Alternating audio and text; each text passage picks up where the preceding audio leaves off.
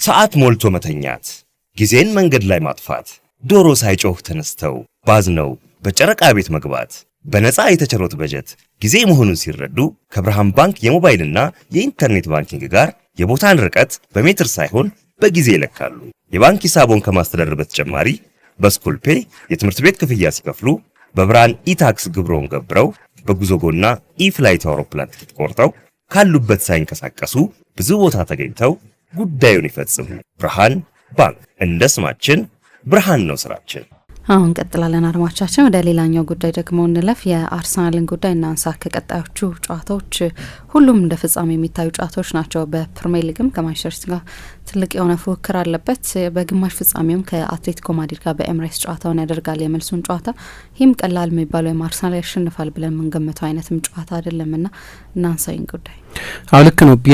የአምስት የስድስት የፍጻሜ ጨዋታዎች ነው። በክለቡ ታሪክ ብዙ ጊዜ ባለፉት ሳምንታትም ስናነሳ እንደነበረው በዚህ ስብስብም ታሪክ በዚህ አሰልጣኝም ታሪክ ውስጥ በጣም ቁልፍ ያላቸው ጨዋታዎች ናቸው እነዚህ። ከፉልሃም ከነገው ጨዋታ በኋላ አሁን የመጨረሻው ስትረች ላይ ፋይናል ስትረቹ ላይ ነው ያለ ነው። አርሰናል ከሞላ ጎደል የፕሪሚየር ሊግ ሻምፒዮን ለመሆን በዚህ ጊዜ አካባቢ ለመሆን የሚያስችሉ ብዙ እድሎች ነበሩት። በ2026 ያንን በፈር መተው የሚችልበት እድል ነበረው። ያ የኖቲንጋም ፎረስት ጨዋታ ይሁን ያ የቦርንመዝ ጨዋታ ይሁን ወይ ሌሎች ብዙ ጨዋታዎች መጥቀስ ይቻላል። የበለጠ ሰፋ ያለ አድቫንቴጅ መያዝ የሚችልባቸው እና የመጨረሻዎቹን ሳምንታት ከጫና ነጻ ከፉክክር ነጻ የሆኑ ሳምንታት ማሳለፍ የሚችልባቸው እድሎች ነበሩት። ኢቭን ያ የቦርንመዝ ጨዋታ ያንን የቦርንመዝ ጨዋታ መሸነፉ በጣም ትልቅ ተርኒንግ ፖይንት ነው።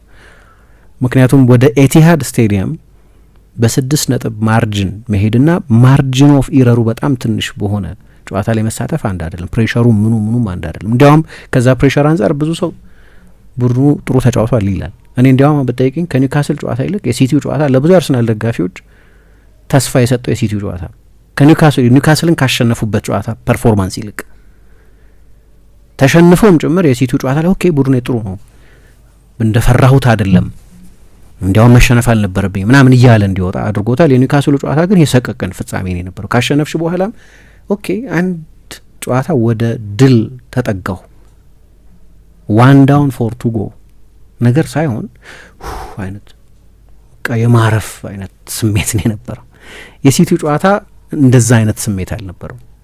ጥሩ ነው አክቹአሊ ጥሩ ነው ከብዙ ሰው ኤክስፔክቴሽን በላይ ጥሩ ነበር የተጫወቱት። ግን ያ ጨዋታ በፈር ኖሯቸው በቂ ያምቢሸነፉም ዋንጫውን ማግኘታቸውን በተመለከተ ትልቅ ኮንሲኩዌንስ እንዳይኖረው ማድረግ የሚችለው ሽንፈት ግን ከሳምንት አስቀድሞ የነበረው ሽንፈት ነው። ግን ሌሎች ጨዋታዎች በ2026 የተደረጉ ሌሎች ጨዋታዎች ነጥብ ያጣባቸውን ጨዋታዎች መጥቀስ ይቻላል። ስለዚህ ምንድነው የሚሆነው? አርሰናል ዋንጫ የሚወስድ ከሆነ ዲ ሃርድ ዌይ ነው የሚሆነው በከባዱ እንጂ ቀሎት አይደለም። ዋንጫ የሚወስድ ከወሰደም አሁን 3 ነጥብ ልዩነት አለው ሲቲ አንድ ተስተካካይ ጨዋታ ያለው ከዛ ነገ ከፉላም ጋር ይጫወታል። ካሸነፈ የነጥብ ልዩነቱን ሲቲ 2 ተስተካካይ ጨዋታ ኖሮት 6 ማድረግ ይችላል። ግን ከዛ በኋላ ነው ሲቲ 2 ጨዋታ ይጫወታል አርሰናል እንደገና ከመጫወቱ በፊት። ብዙ ትዊስት ነው የምናየው ማለት ነው። 6 ይሆናል ከዛ ድንገት 0 ሊሆን ይችላል ብቻ ሳይሆን ወደ ጎል ልዩነት እንደገና እንመለሳለን። የተሻለ ጎል ልዩነት ወዳለው ቡድን እዛ ጋ ነው ጨዋታው የሚሆነው አሁን። ስለዚህ በቀላሉ መንገድ የሚሳካ አይደለም። ወሰብሰብ ያለ የመጨረሻ 1 ወር ገደማ ቻምፒየንስ ሊግ ፍጻሜ የሚደርስ ከሆነ 1 ወር ገደማ ምክንያቱም ሜይ 30 ነው ቻምፒየንስ ሊግ ፋይናል የሚደረገው አትሌቲኮ ማድሪድን በመልሱ ጨዋታ የሚያሸንፍ ከሆነ አሁን ሜይ 1 ላይ ነው ያለነው። በአርሰናል የቅርብ ዘመን ታሪክ ውስጥ በጣም ትልቅ 1 ወር ነው አሁን። ከፉልሃም ጨዋታ ይጀመራል ከነገ። እንግዲህ በቅርብ ጊዜ አርሰናልን በተመለከተ አንድ የሚታይ ችግር የሚመስለኝ ድካማ መጣሽ ሊሆን ይችላል። 57 ጨዋታ ነው አርሰናል ያደረገው። በ5ቱ የአውሮፓ ሊጎች የአርሰናልን ያህል ብዙ ጨዋታ ያደረገ ቡድን የለም። ስለዚህ እሱ ብዙ ያደክማል ብዙ ውድድር ላይ ስለምትሳተፊ እና ደግሞ የእንግሊዝ ሊግ ነው። የእንግሊዝ ሊግ ደግሞ የበለጠ ፊዚካል ነው ብዙ ጊዜ እንዳነሳ ነው ከሌሎቹ ሊጎች ይልቅ። ስለዚህ የጨዋታዎቹ ቁጥር ብቻ ሳይሆን የጨዋታዎቹ ባህሪም አድካሚ ነው። ምናልባት እሱ ሊሆን ይችላል። በነገራችን ላይ ምሳ በቀደም ከአትሌቲኮ ማድሪድ ጋር ያየ ነው የሁለት አጋማሽ ቡድንነት አዲስ አይደለም። በቅርብ ጊዜ በጣም እየተደጋገመ ያለ ነገር ነው። በቀጥታ ከመዛል ጋር ነው የሚገናኘው። ኦፍ ኮርስ የተጋጣሚ ቡድን አሰልጣኝ ጨዋታ የመለወጥ አቅምም ሊሆን ይችላል። ግን በአርሰናል በኩል በከፍተኛ ሁኔታ በሁለተኛው የውድድር ዘመን በሁለተኛው የጨዋታ አጋማሽ በአካል በኤነርጂ የመዛል ነገር ታያለች። ምሳሌ በአትሌቲኮ ማድሪዱ ጨዋታ ላይ በኋላ ለውጦቹን ካደረገ በኋላ እንደገና ጨዋታውን መልሶ ኮንትሮል አድርጓል። የመጨረሻው 10 ደቂቃ ላይ ጎል ያስቆጠር ይመስል የነበረው አርሰናል ነው። ግን በዛ 20 ደቂቃ ውስጥ ደግሞ 25 ደቂቃ ውስጥ ደግሞ በአትሌቲኮ ማድሪድ ድንገት 2-1 3-1 ሊያደርገው ደግሞ የሚችልባቸው እድሎች ነበሩ። ብረት መልሶባቸዋል። ሌሎች አጋጣሚዎች ፈጥረዋል ብቻ ሳይሆን በሁለተኛው አጋማሽ 2 ነበር የአትሌቲኮ ማድሪድ ኤክስጂ እና ከፍተኛ ነው። ኦፍኮርስ ፍጹም ቅጣት ምቱ ብዙውን ድርሻ ይወስዳል፣ ግን ሌሎች እድሎችም ነበሯቸው። በተለይ ለአርሰናል ስታንዳርድ ከፍተኛ ነው። ለአርሰናል የመከላከል ስታንዳርድ ማለት ነው። በዚህ ውድድር ዘመን ከአትሌቲኮ ማድሪድ ጨዋታ ውጪ በአንድ ሀፍ ከፍተኛው ኤክስጂ የተመዘገበበት በሌላ አንድ ጨዋታ ብቻ ነው። ከአስቶን ቪላ ጋር በነበረው ጨዋታ 4-1 አርሰናል አሸንፎታል። ያንን ጨዋታ ግን 4-0 እየመራ በጣም ትልልቅ የሀይ ኤክስጂ ድሎች ቪላ አግኝቶ ነበር። ጨዋታውን አይለውጠውም ነበር ኦልሬዲ 4-0 ስለነበር፣ ግን በኤክስጂ ብቻ ካሰላሹ በዛ ሀፍ ብቻ ነው ከበቀደሙ ጨዋታ የበለጠ ብዙ ሙከራ የተደረገበት ማነው ብዙ ኤክስጂ የተመዘገበ በሙከራም 13። በዚህ ውድድር ዘመን በየትኛውም ጨዋታ አርሰናል በአንድ 45 ደቂቃ 13 ሙከራ አልተሞከረበትም። አብዛኛው በዛ 25-30 ደቂቃ ሁለቱ አጋማሽ እንደተጀመረ ባለው ጊዜ ነው። አርሰናል ካለፈው የውድድር ዘመን ከ2024-25 የውድድር ዘመን ወዲህ እሱን መነሻ አድርገን እስከ ረቡዕ 2 ጨዋታ ድረስ ከወሰድን በሌሎች 3 ጨዋታዎች ብቻ ነው ከዛ የበለጠ ሙከራ በአንድ አጋማሽ የተደረገበት። አንደኛው ጨዋታ ከብራይተን ጋር ራይስ 47ኛው ደቂቃ ላይ በቀይ በወጣበት አንድ ሙሉ ሀፍ በ10 ተጫዋች በተጫወተበት ነው። ናቹራል ነው። ሁለተኛው በሲቲ ጨዋታ ትሮሳር እረፍት ከመውጣታቸው በፊት በቀይ ወጣበት ነው። ስለዚህ ሙሉውን ሀፍ ሁለተኛውን ሀፍ በ10 ተጫዋች የተጫወተበት ነው። ኖርማል አይደለም በአትሌቲኮ ማድሪድ ያን ያህል ሙከራ መደረጉ። በጣም ብዙ ሙከራ ነው የተደረገው ከአርሰናል የመከላከል አቅም አንጻር። ግን ማየው አንዱ ነገር ትሬንድ መሆኑን ያ የቦርንመዝ ማነው የኒውካስል ጨዋታ የመጀመሪያው 30 ሀቨርትዝ እስኪጎዳ ድረስ መጥፎ አልነበረም። ሁለተኛው አጋማሽ ግን በጣም አስቸጋሪ ነበር።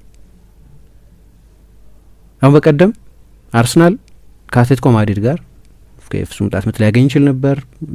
መጨረሻ አካባቢ በተለይ የበለጠ ቴክኒካል የበለጠ የሀይተች ተጫዋቾችን ስላስገባ ላይ መጫወት ችሏል። በአትሌቲኮ ማድሪድ የሜዳ አጋማሽ መጫወት ችሏል።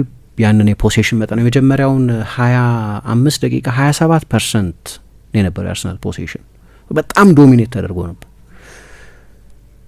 የባለፈው ኒውካስልም ጨዋታ ተመሳሳይ ባህሪ ነበር። ኒውካስል በሁለተኛው አጋማሽ 9 ሙከራ ነው ያደረገው። ለአርሰናል ብዙ ነው።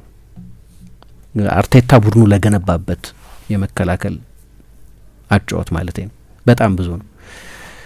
የሲቲውም ጨዋታ በነገራችን ላይ ምሳ ሲቲ 2-1 የሆነበትን ጎል ከማስቆጠሩ በፊት አርሰናል ጎል ሊያስቆጥር ይችል ነበር አይደል? በኤዜ አማካይነት እና በሀቨርትዝ አማካይነት። ግን ያ ሲቲ በጣም ዶሚናንት በነበረበት የጨዋታ ጊዜ የተፈጠረ የጎል እድል ነው። ሊግ ካፑም ተመሳሳይ ፓተርን የተከተለ የመጀመሪያውን አጋማሽ አርሰናል ይሻል ነበር። ሁለተኛው አጋማሽ ሲጀመር ግን ሲቲ ፍጹም ዶሚናንት ነበር። የመጀመሪያዎቹን 20 ደቂቃዎች ሁለቱን ጎሎች ያስቆጠረበት የጨዋታ ኢንተርቫል ማለት ነው። ድሮፕ የማድረግ በድንገት የመውረድ ነገር ታያለች። ሁለተኛው አጋማሽ የኒውካስልም የአትሌቲኮ ማድሪዱም የሲቲ ሁለቱም ጨዋታዎች የሚያሳዩን እንዲህ አይነት ነገር የቡድኑን መዛል። ስለዚህ በመጨረሻዎቹ ጨዋታዎች ኤነርጂው አለ ወይ ነው ጥያቄው። በጣም ብዙ የአርሰናል ተጫዋቾች ከ3000ና ከ4000 በላይ ደቂቃ ተጫውተዋል። ግን በጣም ብዙ ተጫዋቾች ደግሞ በጉዳት ምክንያት በቶፕ ፎርም ላይ አይደለም ያሉት። አሁን በቀደም ለእኔ ትልቁ ልዩነት የነበረው የሀቨርትዝ መጎዳት። ሀቨርትዝ በጨዋታው ላይ ያን ያህል ጥሩ እየተጫወተ አልነበረም። ለኤዜ ኳሱን የሰጠው እሱ ነው። ግን ዝም ብለሽ ሀቨርትዝን አዘን ኢንዲቪጁዋል ካየሹ በቃ በጣም ግሩም ነበር ማለት አይደለም። ግን የቡድኑ ዳይናሚክስ በጣም የተሻሻለ ነው። እላይ ለመጫወት እድል ይሰጣል። ራያ ብዙ ረጅም ኳስ የሚጫወት ግብ ጠባቂ ነው እንደምታየው። በተለይ በ2026 ኳስ ማውረድ ይችላል። ሆልድ አፕ አጫወቱ በጣም ጥሩ ነው። ሌሎች ተጫዋቾችን ወደ ጨዋታው ማስገባት ይችላል። ዮኬሬስን ልታስገቢ ዮኬሬስ ሌላ አይነት ፕሮፋይል ያለው ተጫዋች ነው። በቀደም 30% ብቻ ነው ኤሪያል ዱዌል የማሸነፍ ሪከርዱ ያልኩት ለዚህ ነው። አይነቱ ሌላ ነው። ኢን ቢሃይንድ መሮጥ የሚወድ ተጫዋች ነው። ሀቨርትዝ ግን ቀጠን ያለ ቢሆን በጣም ጠንካራ ነው። ፊዚካል ተጫዋች ነው እና ጠቅላላ የአርሰናልን አጫወት እላይ የመጨረሻው 30 ሜትር ላይ እንድትጫወች ማድረግ ይችላል። የተጋጣሚ ቡድን ፒን ማድረግ ይችላል። ግን ችግሩ ምንድነው? ሀቨርትዝ ይሄ ሁሉ ሲዝን አሁን ሲዝኑ አልቆ አንድ ጨዋታ ነው 90 ደቂቃ የተጫወተው። አንድ የሲቲን ጨዋታ ብቻ ነው 90 ደቂቃ የተጫወተው። ጉዳት አለ በጣም በወሳኝ ተጫዋቾች ላይ ያጋጠመ ጉዳት። አሁን በቀደም ኦዴጋርድ ሲወጣ ታክቲካዊ ምክንያት መስሎ ነበር። ከዛ በኋላ የወጡ ሪፖርቶች እንደሚያሳዩት ጉዳት ነው ተቀይሮ እንዲወጣ ያደረገው ይላል። አሁን ኦዴጋርድ በቀደሙ ጨዋታ ላይ ለምሳሌ በጣም አስደናቂ አልነበር፣ ግን ምን ያደርግ ነበር? የሱን ያህል ላይን ብሬኪንግ ፓስ የተጫወተ ተጫዋች አልነበረም። 57 ደቂቃ ብቻ ሜዳ ውስጥ ቆይቶ የሱን ያህል በሶስተኛ ሜዳ ክፍል ኳስ ሪከቨር ያደረገ ተጫዋች አልነበረም። ስለዚህ ከኳስም ጋር ያለ ኳስም ላይ እንድትጫወት ያደርግሻል ማለት ነው። ይሄ ሞመንቶች አሉት። ድንገት ኦዴጋርድ ማያደርገው ነገር ማድረግ ይችላል። አስደናቂ ጎል ሊያስቆጥር ይችላል። የመጨረሻ አስደናቂ ኳስ ሊያቀብል ይችላል። ግን ሰስቴንድ በሆነ ሁኔታ ላይ እንድትጫወት አያደርግም። ወይም የተጋጣሚውን ቡድን ልክ አትሌቲኮ ማድሪድን እንዳደረጉት ዲፕ እንዲከላከል ማስገደድ ይችላል። አትሌቲኮ ማድሪድ ዲፕ ነው፣ በባክ ፋይፍ ነው ይከላከል ነበር። ሁለቱ አጋማሽ ላይ አሰልጣኝ ለውጥ የተጫዋች ለውጥ ካደረገ በኋላ ነው ይሄ ነገር የተፈጠረው። ግን በቅርብ ጊዜ አንድ ሌላ የሚታይ ችግር በእነዚህ 5 ጨዋታዎች ይቀርፉት ወይ 6 ጨዋታዎች ይቀርፉት እንደሆነ የማይታወቀው ፕሬስ ከሚያደርግ ቡድን ጋር ያለባቸው ችግር ነው። ማን ቱ ማን ፕሬስ ከሚያደርግ ቡድን ጋር በተለይ ማዱዌኬ፣ ማርቲኔሊ እና ዮኬሬስ አንድ ላይ በሚጫወቱበት ጊዜ ላይ መጫወታቸው፣ ምክንያቱም ኳስ ይዘው መቆየት አይችሉም። ሁሉም የፍጥነት ተጫዋቾች ናቸው። ብዙ አልመለስበትም ብዙ ጊዜ ስላልኩት ይሄን። ግን አንድ አድቫንቴጅ ሳይኖራቸው አይቀርም። አሁን ሲቲ የፕሬሲንግ ቡድን ነው አይደል? በጣም አስቸግሯቸው ነበር በተለይ በዛ የሊግ ካፕ ጨዋታ። ቦርንመዝ ኃይለኛ የፕሬሲንግ ቡድን ነው አይደለም? አትሌቲኮ ማድሪድ በሁለት አጋማሽ በጣም ፕሬስ አድርጎ ነበር ይጫወት የነበረው። ኒውካስል የፕሬሲንግ ቡድን በእነዚህ ጨዋታዎች ተቸግሯል በጣም።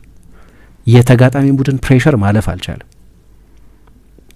ምናልባት አንድ በጎ ነገር ግን አሁን የቀሩትን 4 ጨዋታዎች ካየሽ ምሳ ፒፒዲ የሚባል አለ፣ ፓስስ ፐር ዲፌንሲቭ አክሽን የሚባል የተጋጣሚ ቡድን የፕሬሲንግ ሁኔታ የሚያብራራ ነው። ያንቺ ቡድን በፕሬሲንግ ኳስ ከመቀማቱ በፊት ምን ያህል ጊዜ ኳስ መቀባበል ችሏል የሚለው የሚለካበት ነው። አቨሬጅ የፖሴሽን ሲኩዌንስ የሚታይበት ነው። ሶ በዚህ ዌስትሃም 14ኛ ነው በፕሪሚየር ሊግ ነው። የመጨረሻዎቹ 2 ናቸው 14 ና 14.7 ና 14.4 ፒፒዲኤ ነው ያላቸው። ሶ በጣም ፓሲቭ ናቸው፣ ፕሬስ አያደርጉም ጭራሽ። ፉልሃም 13.7 ክሪስታል ፓላስ 13.3 ሶ እነዚህ 19ኛ 20ኛ 15ኛ እና 17ኛ ቡድኖች ናቸው። የበለጠ ሳጥናቸውን ለመከላከል ነው የሚሞክሩት፣ የበለጠ በካውንተር ለመጫወት ነው የሚሞክሩት። ምናልባት ሰሞኑን ከገጠመው ፈተና ይለየው ይሆናል። ግን በእነዚህ ጨዋታዎች ላይ ደግሞ ይቸገር የነበረው አርሰናል የኖቲንገም ፎረስቱ ጨዋታ እንደ ጥሩ ማጣቀሻ ሊሆን ይችላል። የሎ ብሎክ ቡድኖችን ደግሞ ፔኔትሬት የማድረግ ችሎታ ያስፈልጋል። ለዚህ ከሆነ ይህም ችግር ነው፣ ክሬቲቪቲን የሚመለከት ችግር ነው። ለዮኬሬስ ሊጠቅም ይችላል ፒንድ የሆነ ባክላይን ስለሆነ እንደዚህ። ግን ለዛ የሚሆን መፍትሄም አርቴታ በእነዚህ ጨዋታዎች ላይ መፈለግ አለበት። በተለይ የጉዳቱ ሁኔታ ኦዴጋርድ 12 ጨዋታ ነው የጀመረው መሰለኝ። ሳካ 22 ጨዋታ ነው የጀመረው። ሀቨርትዝ 2 ጨዋታ ነው የጀመረው።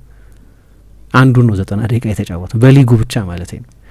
አሁን የየቡድኖቹን ዋና ዋና ተጫዋቾች ወስደሽ 3 ዋና ዋና ተጫዋቾች ወስደሽ 2 12 እና 22 ጨዋታ ቢጀምሩ ሊፈጥረው የሚችለው ክፍተት ቀላል አይደለም። እያንዳንዱ ተጫዋች ብዙ ጨዋታ ስለሆነ ከሜዳ የራቀው። ስለዚህ የተጫዋቾች አቬይላቢሊቲ በጣም ወሳኝ ነው። ይሄ ባለፉት ዓመታት ሲንከባለል የቆየ ጉዳይ ነው። በእርግጥ ጉዳት በዝቷል። የተጫዋቾች አቬይላቢሊቲ ለሚገጥሟቸው ቡድኖች የሚሆን መፍትሄ በእነዚህ ጨዋታዎች ማግኘት የአሰልጣኙ ስራ ነው። ግን በጣም ቁልፍ አንድ ወር ነው። ሰዓት ሞልቶ መተኛት፣ ጊዜን መንገድ ላይ ማጥፋት፣ ዶሮ ሳይጮህ ተነስተው ባዝነው በጨረቃ ቤት መግባት፣ በነፃ የተቸሮት በጀት ጊዜ መሆኑን ሲረዱ ከብርሃን ባንክ የሞባይልና የኢንተርኔት ባንኪንግ ጋር የቦታን ርቀት በሜትር ሳይሆን በጊዜ ይለካሉ። የባንክ ሂሳቦን ከማስተዳደር በተጨማሪ በስኩል ፔይ የትምህርት ቤት ክፍያ ሲከፍሉ፣ በብርሃን ኢታክስ ግብረውን ገብረው፣ በጉዞጎና ኢፍላይት አውሮፕላን ትኬት ቆርጠው ካሉበት ሳይንቀሳቀሱ ብዙ ቦታ ተገኝተው ጉዳዩን ይፈጽሙ። ብርሃን ባንክ፣ እንደ ስማችን ብርሃን ነው ስራችን።